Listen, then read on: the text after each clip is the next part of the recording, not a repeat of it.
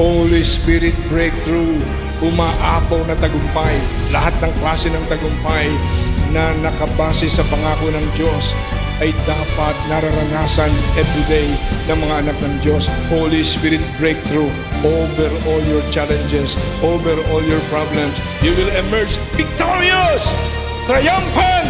Everybody declare with absolute faith. Everybody say, our God is not dead. Jesus is alive. Jesus is Lord. Over the Philippines. Over Asia. Over America. Over Australia. Over Africa. Over Canada. Over Antarctica. Over Europe. Jesus Christ, the begotten Son of the living God, is Lord all over the world. Hallelujah, praise the Lord. Hallelujah, praise the Lord. At anong araw po ngayon? Sunday. Very good. Very good. Talagang Sunday talaga. Amen. So ngayon po ay araw po ng Resurrection Sunday o muling pagkabuhay ng ating Panginoong Yesus. Of course, alam po natin, our God has never died. Amen po ba? Hindi kailanman namatay ang ating Panginoong Diyos. Iniwan lamang ng ating Panginoong Jesus yung katawang lupa niya. Amen po ba? At kasama sa plan of redemption ng ating Panginoong Diyos, ang pagkamatay ng ating Panginoong Jesus, siya ay ililibing, ikatlong araw siya ay muli mabubuhay. Kaya Romans chapter 10 verse 9, kabisado po ba natin? That if we confess with our mouth that Jesus is Lord and believe in our hearts that God has raised Him from the dead, ano ba? You will be saved. Ano ba? You will be saved. Ano ba? You will be saved. Saan ang pinakamalakas? Diba? We will be saved. Amen po? And of course, bago po natin nakamit ang kaligtasan po na meron tayo ngayon, merong isang Panginoong Jesus.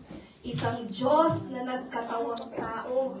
Bumaba mula sa kalangitan, iniwan ang kaharian, ang karangyaan ng langit upang mag-anyong alipin. Maging anyong tao katulad po natin. Dahil siya po ay maghihirap sa kamay ng mga tao. Siya po ay hahagupitin, siya po ay ipapako sa krus, siya po ay mamamatay, ililibing sa ikatlong araw, siya po ay mabubuhay. Pero ano nga po ba yung although ngayon po ay Resurrection Sunday, but of course, it is worth studying din po kung ano po ba yung naganap po nung siya po ay nakapako, nakabayubay sa krus ng Kalbaryo. Dahil alam po natin, meron po tayong tinatawag na 7 last words ng ating Panginoon nung siya po ay nasa krus ng Kalbaryo. Na ang mga sinabi niya po, Eloi, Eloi, lema sabachthani. Ano po ibig sabihin nun? My God, why have you forsaken me? Diba? Diyos, anak ng Diyos, tumatawag sa Ama. Diyos ko, bakit mo ko pinabayaan? Dahil ng mga panahon na tuluan na ang mata ng ating Panginoon, may nakasuksok na tinig, koronang tinig sa kanyang ulo. Alam po natin nakapako sa krus, pero asan po ang kanyang ama at that time? Amen po. Pero alam po niya na kalooban po ng Diyos Ama ang lahat ng mga pangyayari. Ang sabi niya pa po, Father, forgive them for they do not know what they are doing. Patawarin niyo po sila, hindi nila alam ang kanilang ginagawa. I tell you the truth, today you will be with me in paradise. Ang sabi po ng Lord sa kasamahan niya po na nakapako sa krus ng Kalbaryo, na tumanggap yun po yung last minute salvation.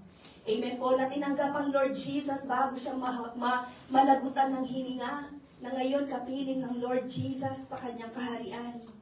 At ano pa po, Father, into your hands I commit my spirit. At meron pa po, dear woman, here is your son. Ang sabi niya po kay John the Beloved.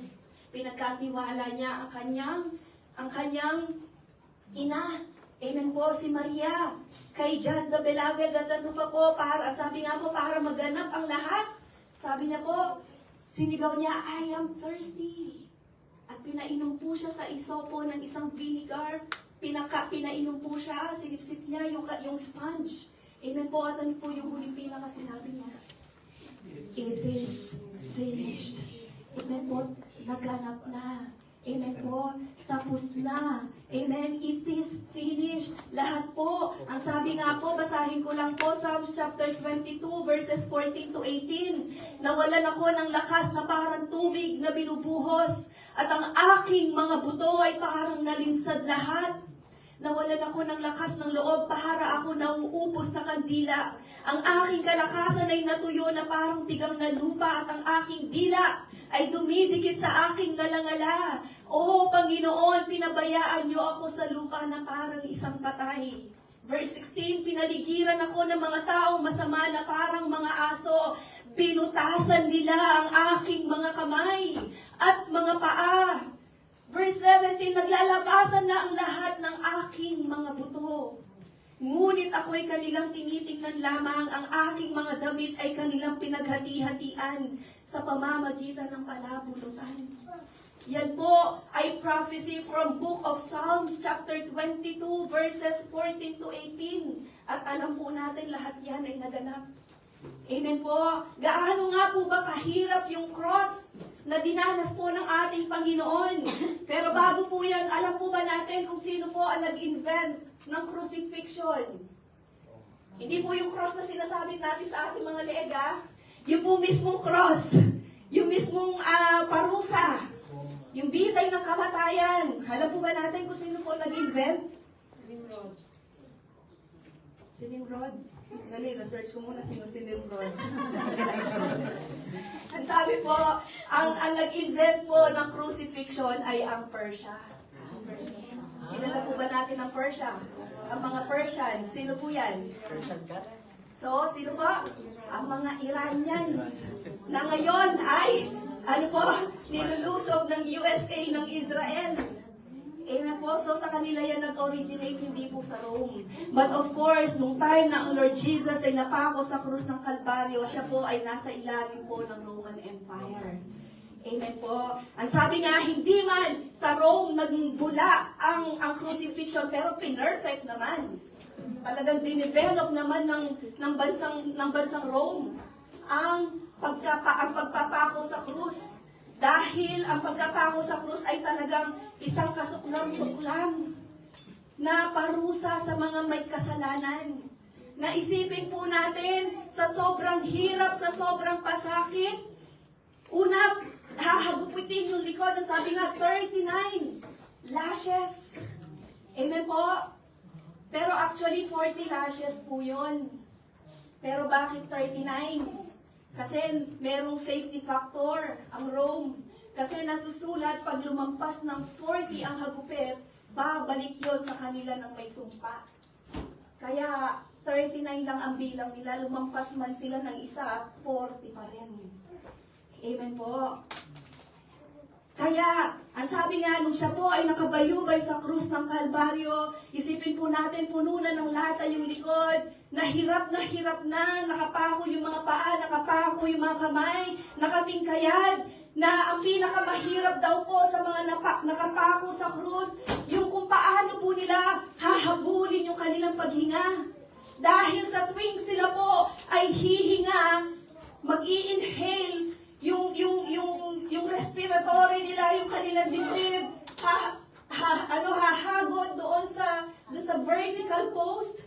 At ano po, Iting kayad, nakapako nga yung paa. Di ba po? Tapos dahil sa sobrang bigat, ibabagsak yung kamay, yung katawan, kaya po from here, yung pong pako na pupunta na dito. Dahil sa sobrang bigat. At ano pa po, ang nagsasuffer po yung tuhod. Kaya yung mga tuhod po, posible po na yun po yung mga bumibigay. At ang sabi po, yung pako, 7 to 9 inches. Ang laki. Amen po. So kaya ganun po kahirap yung dinanas ng ating Panginoon. Kaya pakisabi po, pakitapik po ang dibdib. Thank you, Lord. Lord. Hindi biro. Kaya kung tayo man may pinagdadaanan po tayong mga sakit. Sakit. Amen po ba? Baliwala po yan lahat sa pinagdaanan ng ating Panginoon. Amen po? The very reason kung bakit po kinuha ng Lord ang kopa ng paghihirap ay para sa katubusan ng ating mga kasalanan. Amen po. Kaya sa ating pag-aaralan, it is finished. Ano nga po ba pag sinabing finish?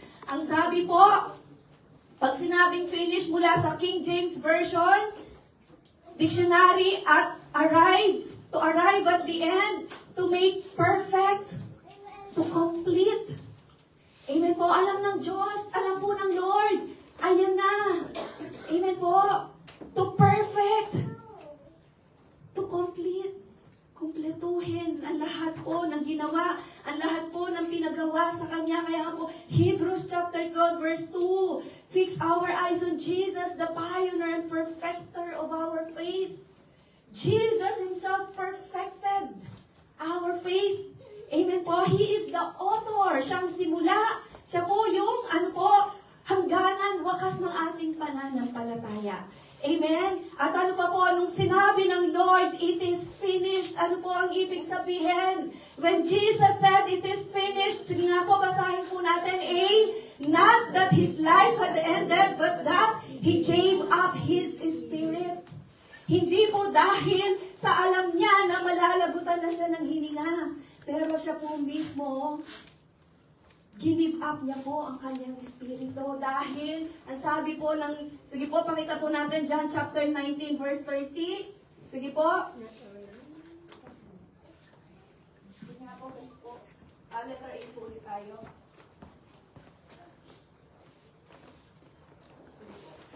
Ayan. Ang sabi po, sige po, basahin po natin. When He had received the drink, Jesus said, it is finished. With that, He bowed His head and gave up His spirit. Sige po, next slide, text verse po. Sabi po dyan, John chapter 10 verse 18, no one, sige po, basahin natin, no one takes it from me, but I lay it down on my own accord. Ano po yung tinutukoy po niya yan? Diyan, sariling buhay niya. Amen po. Sariling buhay niya, nasa Kanya kung kailan niya ito i-give up or hindi. Amen po. At ano pa po? Ang sabi po dyan, letter B, when Jesus said it is finished, dahil alam niya, He gave up His Spirit already. Letter B, not a relief that His suffering had ended, but that His mission was accomplished. Di ba? Pag minsan, mayroon po tayong mga kamag-anak na may mga sakit, mga bedridden na, tapos kinuha na ng Lord, sasabihin po natin ang pinaka-consolation natin, okay na, at least tapos na yung kanyang paghihirap dito sa mundong ito. Amen? Pero ang Lord Jesus, nung sinigaw niya na it is finished, hindi yung relief na, Lord, Ama, okay na, at least matatapos na yung paghihirap ko, hindi. Pero alam niya na ang pinapagawa sa kanya ng kanyang Ama ay matutupad niya na. Amen po. Ay natupad na. Luke chapter 12 verse 50. Ang sabi po, sige po, basahin natin, I have a baptism of great suffering with which to be baptized, and how greatly I am distressed until it is accomplished. Kaya nga po, di ba, nung nandun po siya sa Garden of Gethsemane, nananalangin siya, sabi niya, Panginoon, Ama ko, kung maaari po, tanggalin niyo itong kopa ng paghihirap na ito. Take this cup away from me. But not as I will, but as you will. Pero hindi ang kalooban ko ang mangyari, kundi ang kalooban mo ang mangyari. Amen po. At ano pa po? Sabi po, John chapter 4, verse 34. Sige po. Medyo bagalan lang po ang pagpindot para hindi po tumatalo ng ating slide. Ang sabi po, sige basahin po natin. My food, said Jesus, is to do the will of Him who sent me and to finish His work. Sino po yung pinadala? Ang Lord Jesus. Sino po nagsugo? Ang Ama. At ang kanyang pinakapagkain ay gawin ang kalooban ng kanyang Ama na nagsugo sa kanya. Amen. At ano pa po, letter C. When Jesus said, it is finished, it is not a cry of defeat, but a cry of victory. Hindi palakpakan ng ating Panginoon. Amen po. So, hindi po yun sigaw ng pagkatalo. Kung hindi, sigaw ng tagumpay. Kaya di ba meron po tayong awit? Tagumpay! Matagal pa rin, mapag-umpisa pa tayo. Diba tayo sa tagumpay? Diba? Tagumpay! Diba? Not a cry of defeat, but a cry of victory. Ang sabi po ng 1 Corinthians chapter 15, verse 57. Ang sabi po dyan, where, O death, is your victory? Where, O death, is your sting? The sting of death is sin, and the power of sin is law. But thanks be to God, He gives us the victory through Christ. Through our Lord Jesus Christ. Wala nang kapangyarihan. Of course, alam po natin, magaganap po yan dun sa muling pagkabuhay po ng ating Panginoong Jesus on His resurrection. Yung 1 Corinthians chapter 15. Amen po, wala nang kapangyarihan ang kamatayan. Amen? Ibig sabihin po ba, hindi na po tayo mamamatay? Mamamatay pa rin. Amen po. Pero, tayo po ay muling bubuhayin. Amen po. Tayo po ay muling magkakaroon ng katawang panlupa. Katawang, hindi na po katawang panlupa, katawang panlangit na. Glorified body, the same body as the Lord Jesus Christ nung siya po ay iniakyat sa kalangitan. Amen po ba? Sige po, palakpakan po natin ang ating Panginoon.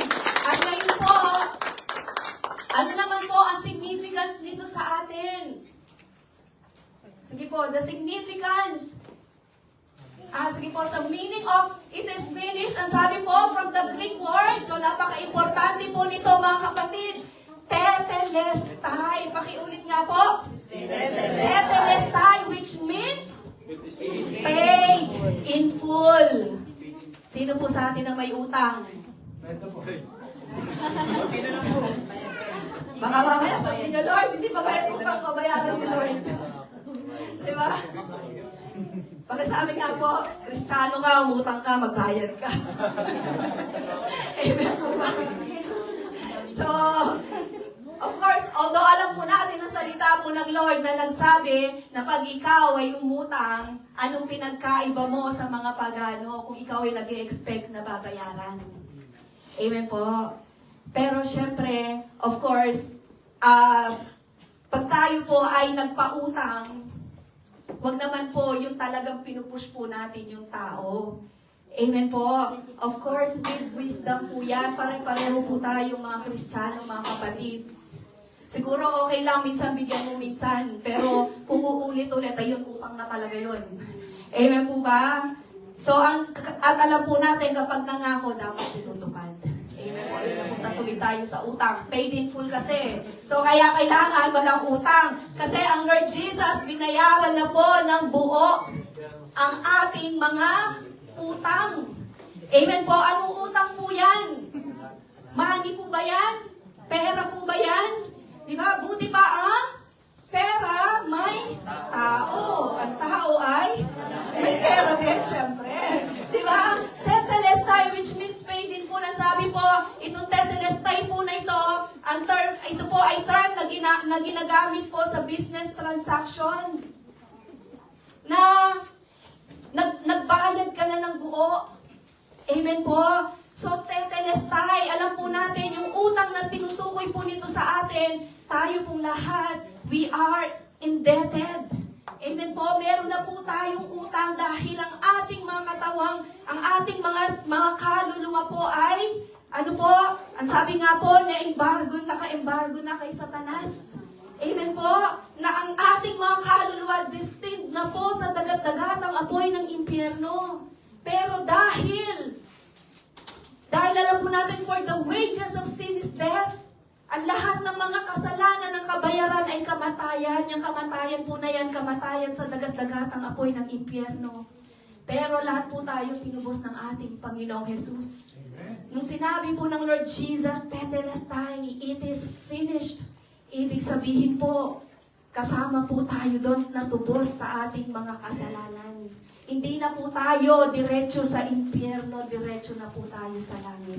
Amen po. Palakpakan po natin ang ating Panginoon. At ang sabi po in our case, our death is sin. At ang sabi po, and Jesus paid for the price. Walang iba po nagbayad ng ating mga pagkakautang kung hindi ang ating Panginoong Jesus. And sige po, let's go po sa ating significance. Ano nga po bang importance po? Significance to us. So, nilagyan ko po siya ng to us. Ibig sabihin, personal. Amen po. Jesus finished work on the cross. Kaya ko po siya binigyan ng ano ba tawag dyan? Quotation, basta yun. To us, ibig sabihin, limited lang po.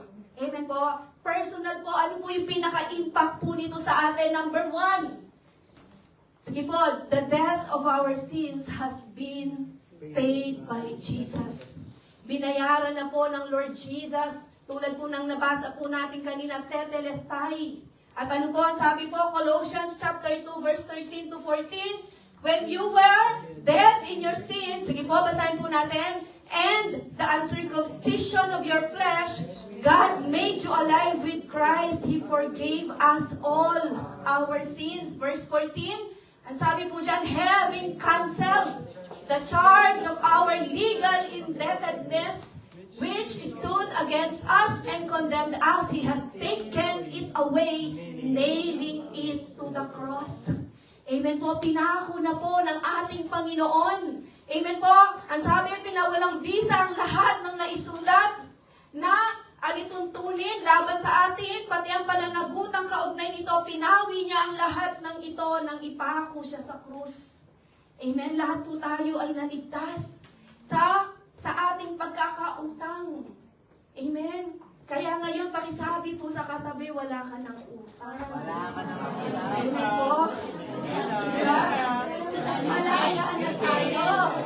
Amen po ba? Malaya na tayo sa pagkakautang. Amen. Wala nang hold sa atin si Satanas. Amen. Amen po ba? Dahil napagtagumpayan na po ng ating Panginoong Jesus ang kamatayan. Yun lang naman ang hold sa atin ni Satanas eh. Dahil alam niya lahat ng tao kasama niya mapupunta sa impyerno. Minaliit niya ang Diyos. Amen po ba? Minaliit niya ang Diyos na may likha ng langit at lupa. Amen? Bakit po? Ang sabi po, number 2. Number 2, Satan has been defeated by Jesus. Tinalo na ng ating Diyos, si Satanas. Colossians chapter 2, verse 15. Ang sabi po, basahin po natin, and having disarmed the powers and authorities, He made a public spectacle of them, triumphing over them by the cross. Sa pamamagitan ng kanyang kamatayan sa krus, nilupig niya ang mga pinuno at kapangyarihan ng sanlibutan. Ang mga ito'y parang mga bihag na kanyang ipinarada sa madla bilang katunayan ng kanyang pagtatagumpay. Dinisarmahan. Di ba? Pag sinabing dinisarmahan, ano po? Tinanggal po lahat ng weapons ni Satanas. Amen po? At ng kanyang mga anghel. Yes, may anghel din po si Satanas. Amen po ba? Satan and his angels. Amen po. Pero alam po natin, even Satan can disguise as an angel of light. Amen po. Kaya, careful po tayo mga kapatid. Amen? Ang sabi po, strip them of their weapons, tanggalan na po ng armas. Dahil ang sabi po, pag sinabi po dito na, yung sinabi po na defeated dito, Satan has been defeated by Jesus, it is more of triumph. Pagka po triumph, more of victory. Amen? Na talagang pinaparada yung tagumpay. Kaya di ba parada ng tagumpay? Amen? Ang Lord Jesus, alam po natin, sabi nga ni Apostle Paul sa 2 Corinthians chapter 2 verse 14 to 16, para po tayong yung mga naligtas ay pinaparada. Amen po? Para triumphal procession, parada ng tagumpay. Na sa mga nagtagumpay, yung tinatawag po na insenso, yan po ay magandang amoy. Pero dun sa mga na-defeat, na mga kalaban po nung panahon ng mga Romans, yung pinaparada nila ng mga natalo, yung aroma po ng insenso para sa kanila yun ay kamatayan. Dahil alam po nila sila po ay papatayin na. Pero sa mga nagtagumpay, yung aroma ng insenso, yun ay aroma ng tagumpay. Kaya tayo po, ano po ba yun sa atin? Aroma po ba ng na-defeat or aroma po ng nagtagumpay? Aroma ng tagumpay. Amen po. Na alam po na ang buhay po natin ay ipinarada na po ng ating Panginoon. Kaya dapat po tayo po, we are Christ-like. Amen po, maging katulad po tayo ni Kristo. Kaya sabi po, number 3, ano pa po yung significance po? The access to God the Father has been opened. Dati, kailangan pa ng high priest para makalapit sa trono ng kahabagan ng Diyos. Para makahingi ng kapatawaran. So bakit po nasabing the access to heaven has been opened? Ang sabi po, Matthew chapter 27, verses 15 to 51a. Sige po, basahin po natin. And when Jesus had cried out again in a loud voice, He gave up His spirit. At that moment, the curtain of the temple was torn in two from top to bottom. The earth shook, the rocks split. Alam po natin, ito po yung time. Although, yung kanina pong binasa natin, it is finished, recorded by Apostle John the Beloved. Ito po ay Matthew chapter 27, the time when He gave up His Spirit. Alam po natin noon, after noon, sabi po ng Lord Jesus, it is finished. Ano po ang nangyari? Ang sabi po, biglang nahati ang tabing ng templo mula itaas hanggang ibaba. Nayanig ang lupa, nabiyak ang mga bato. So alam po natin, nung panahon po ng ating Panginoong Jesus, yung tinatawag na po na Herod's Temple, yung existing at that time, wala na po yung Ark of the Covenant at that time. So wala na po yung tinatawag na tabernacle, kasi meron na pong tinatawag na temple. Of course, alam po natin, Solomon's Temple sa loob, nung tinatawag na Holy of Holies, most holy place, and then the most holy place of the Holy of Holies, nandun po sa loob yung Ark of the Covenant. Amen po. Na walang ibang nakakapasok doon kung hindi ang mga pari lamang. Pero panahon ng Lord Jesus, alam po natin yung Solomon's Temple, yan po ay nawasak sa panahon ng mga Babylon nung sila po sinakop po nila ang Jerusalem.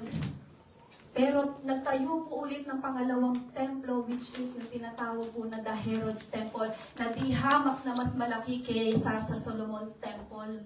Na ang sabi nga po, ang taas po ng Herod's Temple ay katumbas po ng 60 feet or 18 meters or katumbas po ng 6-story building. Ganon kataas. Yung kortina from the kisame pababa. Na ang sabi, yung kapal po ng kurtina ay 4 inches thick. Ang kapal, 4 inches thick, nahati yun. Na ang sinisimbolize po nun, nung nahati po yung kurtina po na yon, na nagtatabing sa most holy place.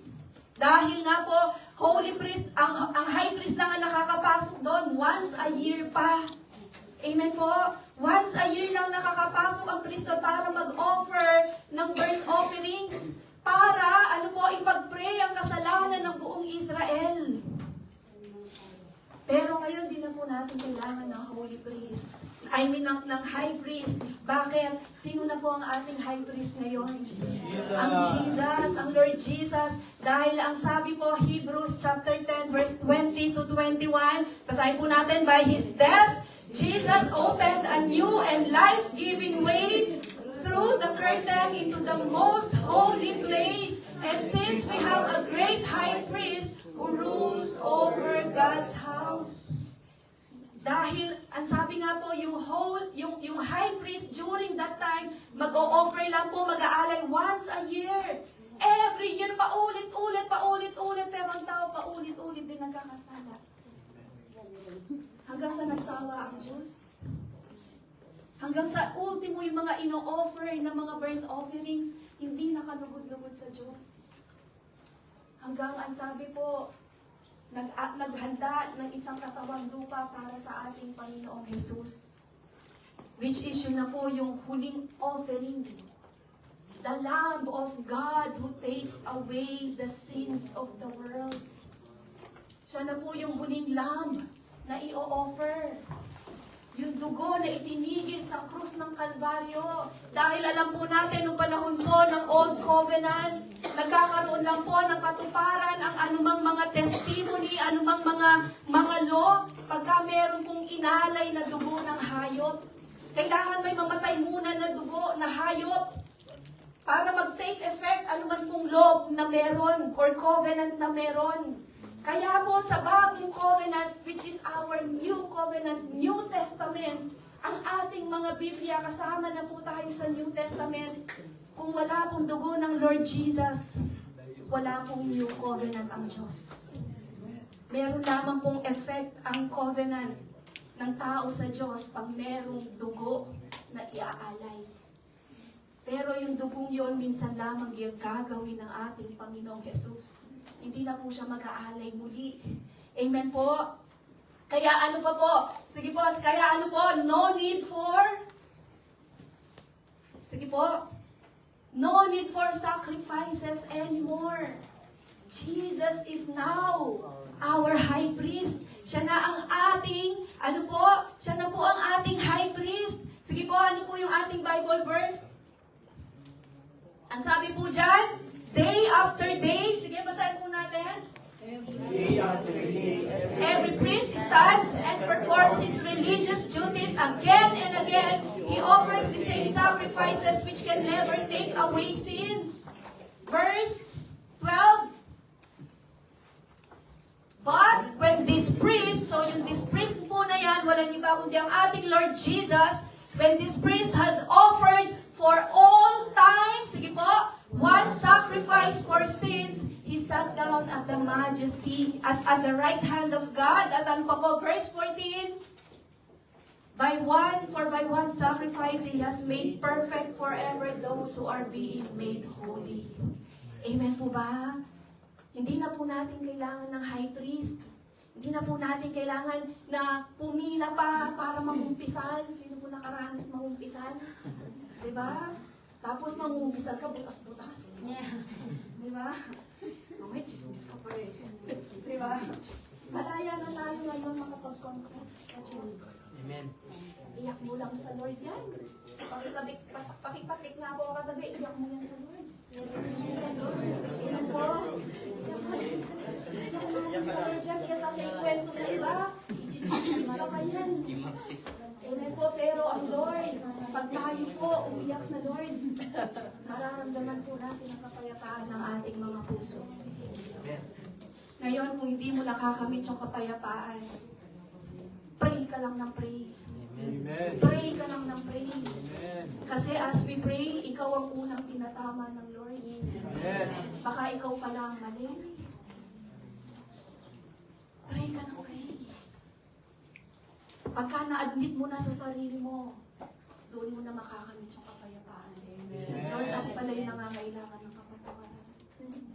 Lord, ako pala yung dapat mong itama. Lord, ako pala yung dapat mong linisin. Amen po. Kaya sabi po ng Lord, di ba? Pray those who persecute you. Kasi bakit? As you pray, ikaw ang unang tatama ng Lord. Yung puso mo, yung isip mo, yung buong pagkatao mo. Forgiveness. Amen po. The very reason kaya po pinako sa krus ang Lord, sa krus ng Kalbaryo, forgiveness. Para tayo po lahat ay mapatawad sa ating mga kasalanan. Amen. Amen po. Ngayon, kung tayo mismo hindi po tayo marunong magpatawad sa kasalanan, eh talaga hindi tayo patatawarin din ng Diyos Ama na makapangyarihan sa lahat.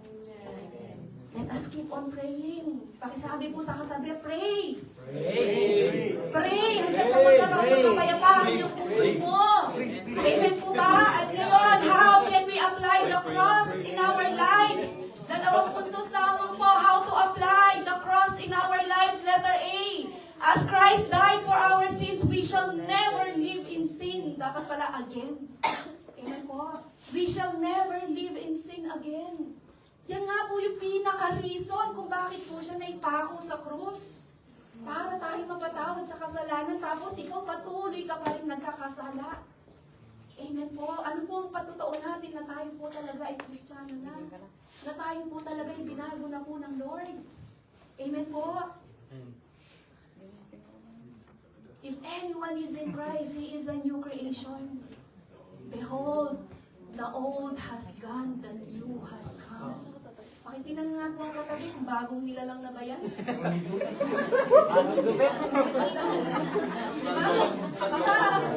Baka nandiyan pa rin si old self.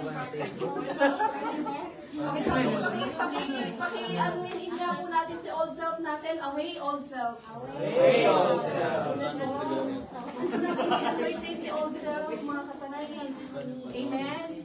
Hebrews chapter 10, verse 26 to 27. Sige po, basahin po natin.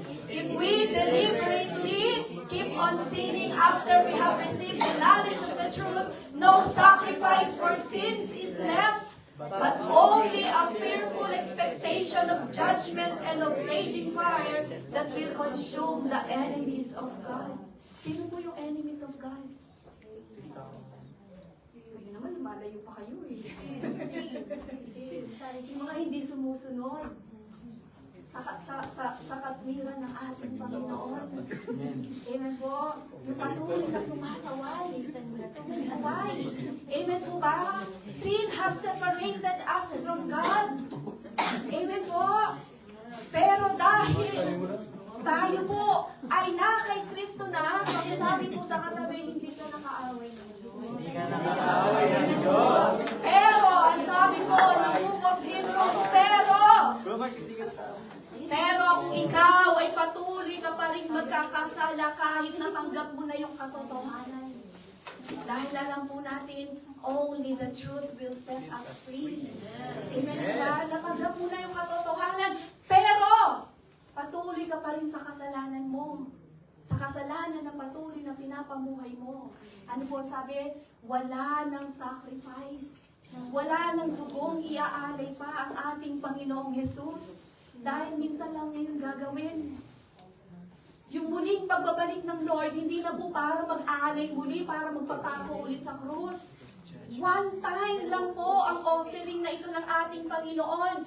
Once and for all, now, tomorrow, and forevermore. So ano po yung tinutukoy po dito? Yung muling pagbabalik ng Lord, second coming na yon, mga kapatid. Amen po. Baka matagpuan po tayo patuloy pa rin sa ating kasalanan. Pakitapik ulit ang katabi. Baka hindi tayo magkita sa langit. Hindi tayo magkikita sa akin. Amen po. Kailangan magkita-kita po tayo sa kaharian ng Diyos. Galatians chapter 2 verse 20, ang sabi po, I have been, sige po, Romans chapter 6 verse 11, in the same way, count yourselves dead to sin, but alive to Christ in Christ Jesus.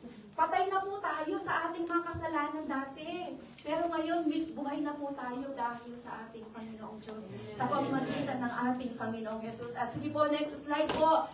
Galatians chapter 2 verse 20, I have been crucified with Christ and I no longer live, but Christ lives in me. Pakitapik po ang katabi, ang dibdib po natin. Si Kristo na ang nabubuhay sa akin. Si Kristo na ang nabubuhay sa Amen po, hindi na tayo kapatid. The life I now live in the body, I live by faith in the Son of God who loved me and gave Himself for me. At ano pa po ang sabi po dyan? Next slide. Letter B. Be Christ-like in suffering and in obedience, even up to death. Amen po. Gusto ko sana pag-iwalayin eh. Kaya lang ang bagsak pa rin is be Christ-like. Kaya pinagsama ko na po. Be Christ-like in sufferings and in obedience. Bakit po? Bakit po natin nasabi yan? 1 Peter chapter 4 verse 1. Therefore, sige po, basahin po natin. Therefore, since Christ suffered in His body and yourselves also with the same attitude, Therefore, since Christ suffered in His body, arm yourselves also with the same attitude. Because whoever suffers in the body is done with the sin. Dahil si Kristo'y nagtiis ng hirap sa buhay na ito, kayo man dapat ay maging handang magtiis. Pakita na po ang katabi, handa ka ba? Diba? Sapagkat ang nagtitiis ng hirap sa buhay na ito ay tumalikod na sa kasalanan. Sipin po natin, no, yung pagtitiis po pala natin sa mundong ito, pagtalikod po pala sa kasalanan. Bakit? Nagtitiis sa gutom. Kahit magutom, huwag lang makapagnakaw. Amen po. Kahit magkasakit. Ano po? Gagawin natin parang kung anong kalooban ng Lord. Kahit i-persecute ka. Hindi ka lalaban katulad ng ating Panginoong Jesus. Amen. Amen? Alam po natin, mga kapatid, we cannot please everybody. Amen. Alam po natin, ang Lord Jesus, even Him, hinugasan pa nga niya yung paa ng kanyang mga alagad. Hinugasan niya ng tubig. Pero yung mga inalagaan niya, yung mga disciples niya, isa sa kanya, nagtaksil. Amen po. Ibinenta siya sa halagang 30 silver coins. At ano pa po, si Peter, 3 beses siyang ikinaila. Sino pa po? Mga kapatid niya. Ayaw maniwala sa kanya. Amen po. Pero ano po, lahat yun pinagtiisan ng ating Panginoon. Lahat yun pinagtiisan. Hindi nagkasala. Ganun din po tayo, mga kapatid. Amen? In your anger, do not sin. Kung lagi kang galit, bagong nilalang na tayo eh. Dapat wala na yung galit-galit na yan. Amen po. In your anger, do not sin. Amen? Ano pa po? Proverbs chapter 30 verse 8 to 9, huwag maghahangad ng sobra-sobra. Para hindi po tayo mahulog sa kasalanan. Pagtiisan po natin kung anong meron tayo. Kasi ang binigay po sa atin ng Lord ay spirit of contentment. Kung dati, may pagkain ka pa dyan sa bibig mo, iniisip mo na kung anong kakainin mo ulit mamayang tanghali, mamayang gabi. Diba? Ngayon, okay lang, fasting. Diba? Nasanay na tayo mag-fasting. 1 Peter chapter 4 verse 16, however, if you suffer as a Christian, do not be ashamed, but praise God that you bear that name. So, yung sinasabi po dito, if you suffer as a Christian, hindi po dahil ikaw ay dahil tayo nag-aangking Kristiyano, nag-suffer tayo para sa atin 'yon, hindi po, mga kapatid. If we suffer in Christ's name, amen po, magkaiba 'yon, kapatid. Baka mamaya yung suffering mo, sarili mo na yan, gawa mo na yan, ikaw na yan. Amen po. Pero yung suffering na ito as a Christian, huwag tayong matakot, huwag tayong mahiya. Amen po. Praise God that you bear that name. Pakisabi po sa katabi, magpasalamat ka. Amen po. Dahil alam po natin, lahat po ng mga lahat po ng mga pagtitiis po natin, sabi nga po ni James, consider it pure joy, my brothers and sisters. Amen po. If you suffer in different kinds of sufferings. Amen. At sige po, ano po ang ating conclusion? So tapos na po tayo. Ay, hindi pa pala. Sige po, Philippians chapter 2, verse 5 to 8. So yung kanina po, in sufferings, ngayon in obedience. Verse 5, basahin po natin, in your relationships with one another, have the same mindset as Christ Jesus, being found in appearance as a man, he humbled himself by becoming obedient to death, even death on the cross. Amen po. Sumunod siya sa kanyang ama hanggang kahit katumbas yun ng kanyang kamatayan. Tayo po mga kapatid, hanggang kailan, hanggang saan ang limitasyon natin sa pagsunod sa salita ng Diyos? Pag po ba maganda lang po yung ating buhay? Pag po ba in favor po ba lahat ng sitwasyon, nakukuha natin lahat ng gusto natin? Even mga bagay po, kahit dumaranas po tayo ng sakit, hirap, in all these sufferings, ang sabi nga, magtiis tayo para hindi po tayo magkasala. Katulad ni Kristo, obedience is the key. Amen po. Pakisabi nga po, obedience is the key. Obedience is the key. Pagsunod ang siyang pinakasusi para mas madali po sa atin. Ang sabi nga po ni John the Beloved, to obey is not burdensome. Hindi mahirap ang pagsunod, kapatid. Pag nasa puso talaga natin ang ating Panginoon. Amen? At sige po, conclusion po, ang sabi po dyan, number 1, Jesus paid our debts of sin at a price no one can pay because it is priceless. Amen? Meron po bang kayang magbayad sa Diyos para ang tao ay maligtas? Sige po, only God can pay to God. Sino po yung God? God the Son. Only God the Son can pay to God the Father. Amen po.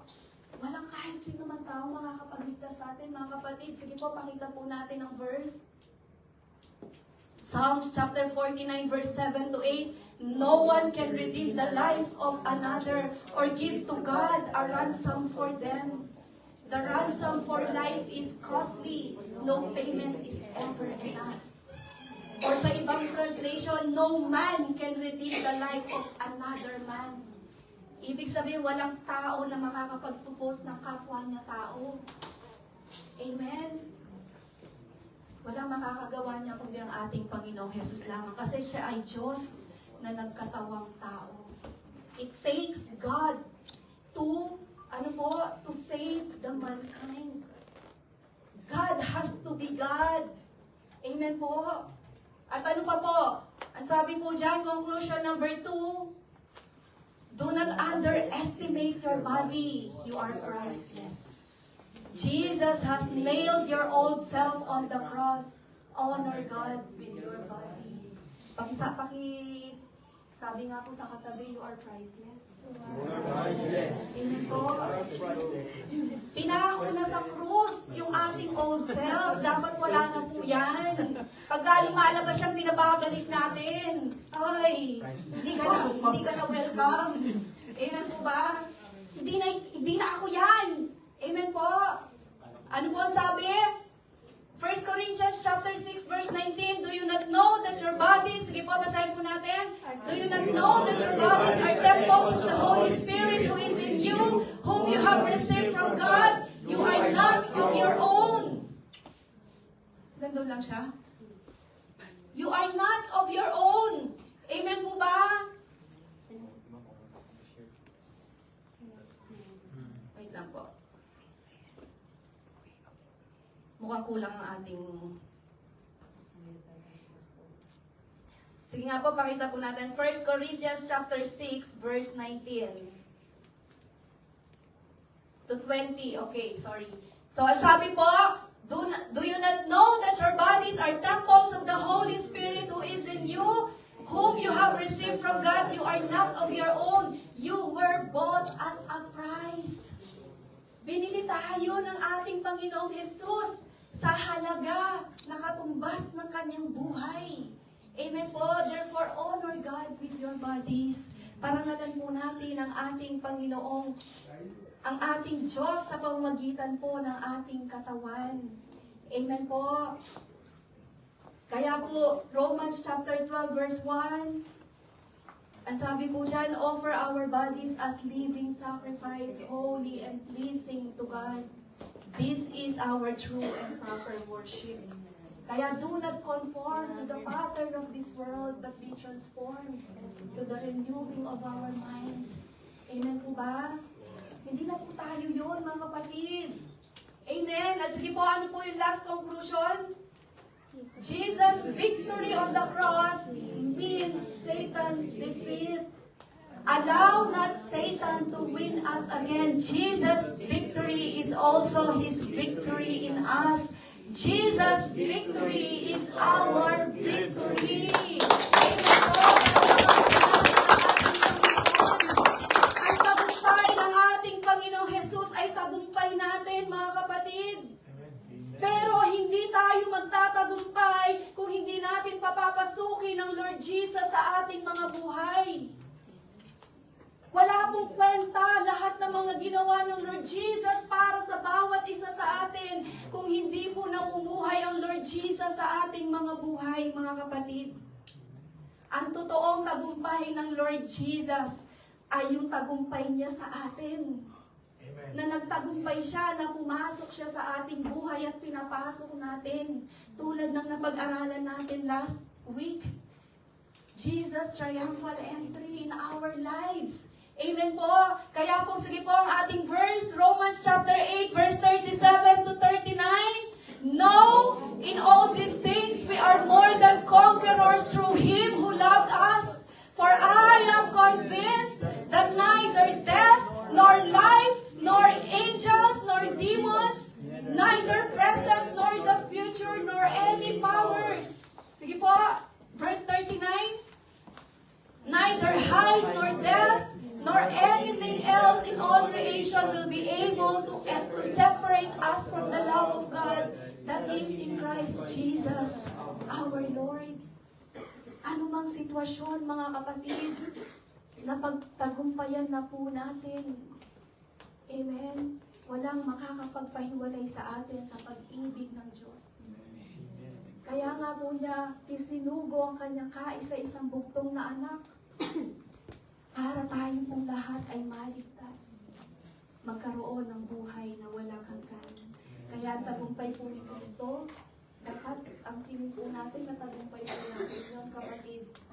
Otherwise, hindi ka kasama pala sa mga tinubos ng ating Panginoon. Mahirap maiwan, kapatid, sa panahon ng tribulation. Sige po, palapakan po natin ang ating